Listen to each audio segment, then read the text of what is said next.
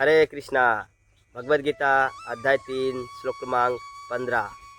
कर्म ब्रह्म उद्भवं विद्धि ब्रह्माक्षर समुद्भवम तस्मात् सर्वगतं ब्रह्म नित्यं यज्ञे प्रतिष्ठितम। अनुवाद इस प्रकार है। वेदों में नियमित कर्मों का विधान है और ये वेद साक्षात श्री भगवान यानी परम ब्रह्म से प्रकट हुए हैं। फलतः सर्वव्यापी ब्रह्म यज्ञ कर्म में सदा स्थित रहता है। यहाँ पे भगवान कह रहे वेदों में नियमित कर्म का विधान है। यानी जो वेद हम जानते हैं 4 वेद है ना, यजुर्वेद, ऋग्वेद, सामवेद और अथर्ववेद। ये चारों वेदों में नियत कर्म क्या होता है? प्रिस्क्राइब ड्यूटी, यानी जब मनुष्य के लिए कौन से कर्म करने चाहिए, कौन से नहीं करने चाहिए। बेसिकली डूज एंड डोंट्स, ये सब कुछ जो वेदों में दिया हुआ है। जैसे हम जब जानते हैं हमारे सांसारिक जीवन में हम कोई भी मशीनरी यानी टेक्नोलॉजिकल कोई भी चीज़ें खरीदते, जैसे हम फ्रिज खरीदते हैं, वॉशिंग मशीन खरीदते हैं या मोबाइल खरीदते हैं, कोई भी चीज़ जिसमें मैकेनिकल यानी मैकेनिज्म है, उसके साथ ना एक मैनुअल आता है। वो छोड़िए, हम कोई अगर मैगी भी खरीद लिया ना, उसमें भी लिखा होता है कैसे कितना पानी होना चाहिए, कितना मसाला डालना चाहिए, कोई भी चीज़ तो उसमें लिखा होता है कि इसको कैसे बनाना चाहिए या फिर कैसी चीज़ को यूज़ में लाना चाहिए। जो शास्त्र है ना, भगवान ने हमारे लिए दिया है। क्यों? क्योंकि ये शरीर उस मशीन की तरह समझिए, हमारा जीवन, इसको कैसे चलाना चाहिए, कैसे जीवन को जीना चाहिए, वो शास्त्रों से हमको समझ में आता है। तो बेसिकली ये जो शास्त्र है, ये हमारे मनुष्य जीवन के लिए ये एक प्रकार का मैनुअल है। तो जिस प्रकार हम कोई भी फ्रिज या वगैरह कोई भी सामान खरीदते हैं, हम अगर मैनुअल को नहीं पढ़ेंगे और उसको सेटिंग करने लग जाएंगे, उसको चलाने लग जाएंगे, तो ख़राब हो जाएगा, क्योंकि हमें पता नहीं हो कैसे सेट होता है। इसी प्रकार हम अगर शास्त्र को नहीं मान के चलेंगे तो हमारा जीवन भी व्यर्थ जाएगा, हमारे जीवन को ख़राब कर लेंगे। इसीलिए हम देख रहे हैं आजकल लोग शास्त्र नहीं पढ़ते, शास्त्र से बहुत दूर हो गए और समाज में इतना उथल पुथल मचा हुआ है। हर जगह लड़ाई झगड़े मारामारी सब चल रहा है, क्योंकि लोग शास्त्र विहीन हो गए। शास्त्र में भगवान ने दिया है कि क्योंकि हम लोग एंजॉय करने के लिए आए हैं, हमें भगवान इच्छा शक्ति दिया है, हम एंजॉय करने के लिए यहाँ पे आ गए कि हमें एंजॉय करना है। तो हम यहाँ पे एंजॉय करने के लिए आए तो भगवान देखे कि चलो, क्योंकि भगवान प्रेम करते हैं सबसे, सब जीवों से भगवान प्रेम करते, इसलिए उन्होंने कहा कि चलो तुम जा रहे हो तो शास्त्र लेकर के जाओ, मैं तुम्हारे लिए शास्त्र दे देता हूँ। जैसे दुकानदार फ्री जगह देगा तो साथ में मैनुअल देगा ही ना, बोलेगा ना कि ये लो मैनुअल, इसको कैसे चलाना है ये चला लो। हम बोलेंगे नहीं हमको मैनुअल नहीं चाहिए, तो हमारी बेवकूफ़ी होगी। इसी प्रकार भगवान ने हमारे लिए शास्त्र को दिया है, हम इस शास्त्र को नहीं समझेंगे तो हमारे लिए बेवकूफ़ी होगी। क्यों? क्योंकि शास्त्र जीवन को कैसे जीना चाहिए सब कुछ शास्त्र में दिया है। तो हमारे लिए एक प्रकार का ये मैनुअल है, और हर चीज़ के लिए, हर मशीन के लिए मैनुअल बहुत ज़रूरी होता है कि कैसे उसको सेटिंग वगैरह ये सब किया जाए। आगे क्या बता रहे हैं, ये भगवान ये साक्षात परम ब्रह्म से प्रकट हुए हैं। तो ये वेद कहाँ से आए हैं? ये परम ब्रह्म से प्रकट हुए हैं, यानी जो भगवान शास्त्र के माध्यम से वेद को प्रकट किए। आपको ये सोच सकते हैं भगवान, ऐसे हम लोग किताबें पढ़ते हैं, हम मुँह से पढ़ते हैं है ना, हाथ से लिखते, तो भगवान ने शास्त्र के माध्यम से कैसे प्रकट कर दिया? तो भगवान जो है ज्ञान से परिपूर्ण है, क्योंकि चित है ना भगवान, सच्चिदानंद, यानी वो हमेशा से है, एटर्नल है। चित मतलब ज्ञान, यानी ज्ञान से परिपूर्ण। तो अपने सांस के माध्यम से, यानी जो हमारे ब्रीथिंग प्रोसेस है उसके माध्यम से भगवान ने शास्त्र को प्रकट कर दिया। आपको बोल सकते ऐसे कैसे संभव है?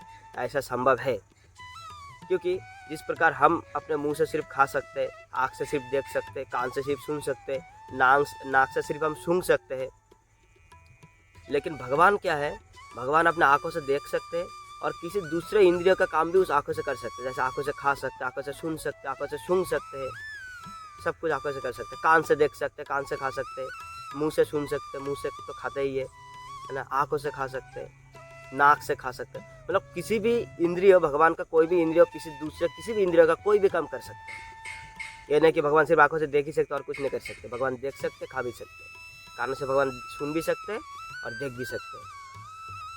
तो इसी प्रकार भगवान अपने सांस के माध्यम से शास्त्र को प्रकट कर दिया, क्योंकि वो सर्वसमर्थ है। भगवान इज ओमनीपोटेंट। ओमनीपोटेंट का मतलब क्या था? भगवान कुछ भी कर सकते। ऐसा कोई बात नहीं है जो हम मतलब सोचेंगे भगवान नहीं कर सकते, ऐसा है ही नहीं।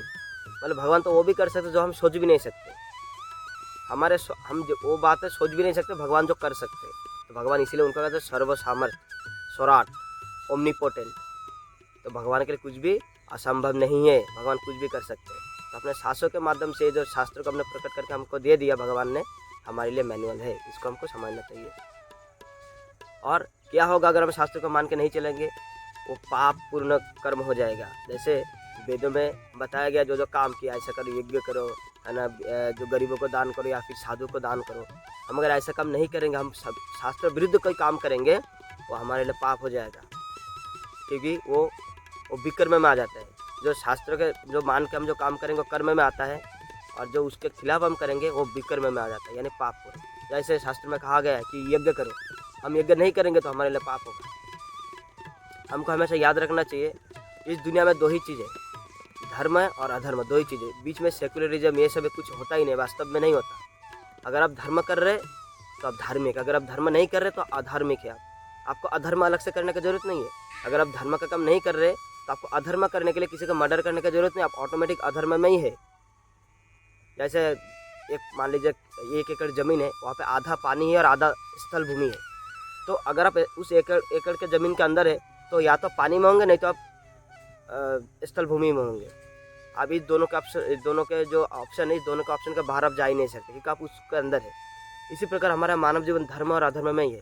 इसमें या तो आप धर्म में रहिए या तो अधर्म में रहिए, तीसरा ऑप्शन नहीं। जैसे हम हमारे जो माँ बाप होते हैं उनके प्रति हमारा कर्तव्य क्या है? जब वो बूढ़े हो जाए तो उनको खाना पीना देना, उनका ख्याल रखना, ये हमारा कर्तव्य है।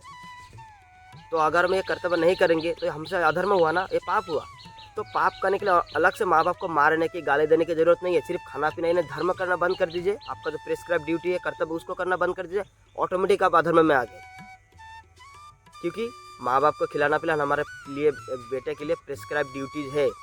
तो मनुष्य जीवन के लिए प्रेस्क्राइब ड्यूटीज क्या है? जीवेर स्वरूप है कृष्ण नित्य दास। तो अगर हमारा स्वरूप है कृष्ण का नित्य दास, तो अगर हम सेवा नहीं करेंगे तो हम दास नहीं कहलाएंगे। अगर किसी को हम चोर बोल रहे, अगर चोरी नहीं करता तो किस बात का चोर है वो? कोई टीचर है, अगर नहीं पढ़ाता तो किस बात का टीचर है? तो हमारा स्वरूप क्या है? हमारा स्वरूप है कृष्ण नित्य दास।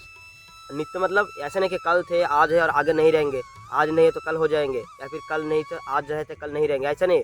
नित्य, हमेशा दास थे, दास है और दास रहेंगे।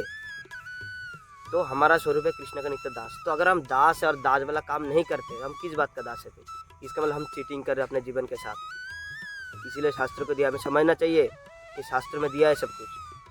तो क्योंकि भगवान, हम जो जीव है, इसके लिए जो प्रेस्क्राइब ड्यूटीज है भगवान का सेवा करना। तब भगवान का सेवा नहीं करेंगे तो हम फिर कहलाएंगे चीटर, तो फिर हमारे लिए अधर्म हो जाएगी। कोई हमारा धर्म है, क्योंकि प्रेस्क्राइब ड्यूटी है, एक प्रकार का धर्म है।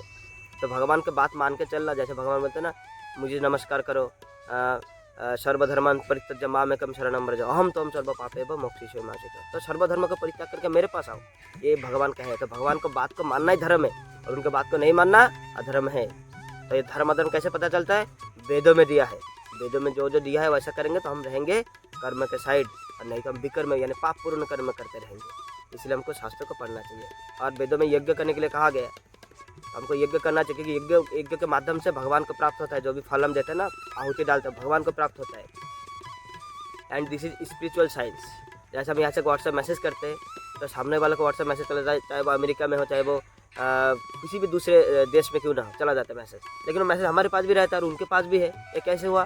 बिकॉज ये टेक्निकल, एक प्रकार का टेक्निकल साइंस बोल सकते, टेक्नोलॉजी बोल सकते, एक प्रोसेस है, ये साइंटिफिक प्रोसेस है। इसी प्रकार जो हम यज्ञ में डालते भगवान के पास चले जाते हैं। लोग बोलेंगे कहाँ गया, वो तो इधर ही है। तो मैसेज भी तो हमारे मोबाइल में, उनके पास भी तो चला गया। तो ऐसे हमारे पास भी है, उनके पास भी चला जाता है। ये क्या है? स्पिरिचुअल साइंस है। इसको समझने के लिए हमको स्पिरिचुअल विजन की जरूरत है। हम ऐसे अपने भौतिक आंखों से नहीं समझ सकते, इसके लिए हमको शास्त्र को पढ़ना पड़ेगा। और ये वो शास्त्र है, भगवद गीता या कोई भी शास्त्र जो सनातन संस्कृति में शास्त्र है, ये जो शास्त्र है भगवद गीता, ये तो वेदों का सार है, सारे शास्त्रों का सार है। इसको पढ़ेंगे हम समझ जाएंगे। तो ये स्पिरिचुअल साइंस है, हमको समझना चाहिए वेदों में क्यों दिया और क्या दिया है, हमको पालन करना चाहिए। यज्ञ के माध्यम से भगवान को सारे फल जो हम यज्ञ उनको देते, आहुति डालते, सारे प्राप्त होते हैं। फिर भगवान जो है 10 गुना, 1000 लाखों करोड़ गुना बना के फिर हमको देते हैं। जैसे हम बैंक में पैसे रखते हैं, इंटरेस्ट के साथ हमको मिलता है, वो बहुत कम मिलता है। लेकिन भगवान को जो यज्ञ करने के समय हम जो भी आहुति डालते हैं, भगवान बहुत मिला के देते हैं। इसीलिए बोले ना, अन्नाद भवन्ति भूतानि पर्जन्याद अन्न संभव, यज्ञाद भवति पर्जन्य यज्ञ कर्म समुद्भव। जो अन्न से हम जीते हैं वो अन्न वर्षा से होती है, वर्षा यज्ञ से होती है। यानी यज्ञ नहीं करेंगे तो वर्षा नहीं होगा, वर्षा नहीं होगा तो अन्न नहीं होगा, अन्न नहीं होगा तो हम मर जाएंगे। तो इसका मतलब हमारे जीवन यज्ञ के ऊपर टिका है। यज्ञ करेंगे तभी वर्षा होगा। इसीलिए हमारे कलयुग के लिए जो यज्ञ है वो है नाम संकीर्तन यज्ञ। हरे कृष्णा कृष्णा कृष्णा हरे हरे, हरे राम राम राम हरे हरे। ये नाम संकीर्तन यज्ञ जब तक करते रहेंगे तब तक ये दुनिया चलती रहेगी। जिस दिन ये बंद हो जाएगा दुनिया खत्म, प्रलय ऐसे ही होगा। प्रलय कब होगा? जब भक्त खत्म हो जाएंगे तब प्रलय होगा। जब तक भक्त जिंदा है तब तक प्रलय नहीं होगा। इसका मतलब दुनिया पूरा भक्त के ऊपर टिका है, यानी भक्त के ऊपर टिका है पूरा दुनिया। भक्त नहीं है तो दुनिया नहीं है। तब बलराम सारे जला के राख कर देंगे। तो भक्त कैसे बने? शास्त्र को पढ़ के, कि हमारे लिए मैनुअल है। तो अगर आपके घर में भगवद गीता नहीं है तो भगवद गीता आज ही खरीदे, आज ही भगवद गीता खरीदे और उसको पढ़िए और अपने जीवन को सफल बनाए, क्योंकि हम मैनुअल के बिना हमारा जीवन बेकार है। हरे कृष्णा।